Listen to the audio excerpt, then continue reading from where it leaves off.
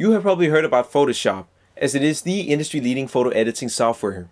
You can pretty much use Photoshop to edit images however you like. Not only is Photoshop used to edit images, but you can also use it to create images from scratch. If you wish for total photo control, then Photoshop is the tool for you.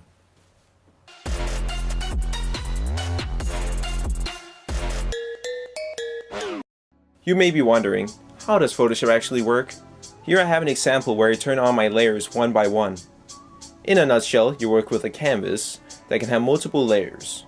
When you make your edits, you are essentially adding a new picture on top of the canvas.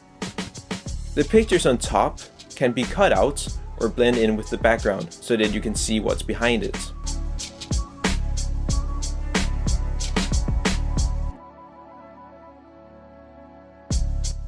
Pretty much all I did was add a bunch of pictures on top of each other that were cut out so that you can see what's behind it. That is one of the foundations of Photoshop. To give you an idea of what you can actually do in Photoshop, let me just straight up show you some examples. Photoshop is quite popular among photographers because you can use it to make your lighting look more professional by adjusting the contrast and also the highlights in your image.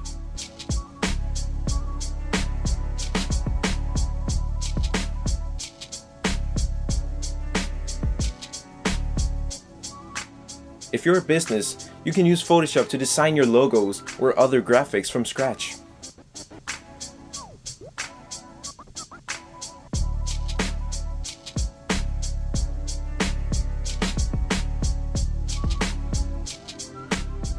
You can also use Photoshop to make your face look absolutely flawless.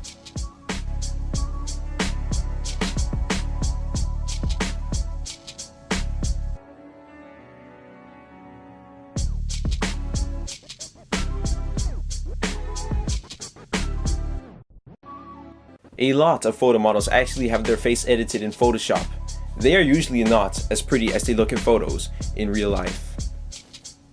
If you have any unwanted objects in your photo, or someone photobombed your picture, you can use Photoshop to get rid of all that.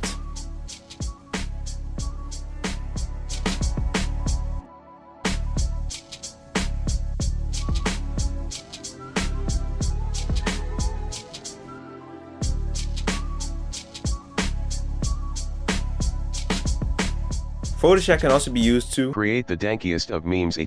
Ha.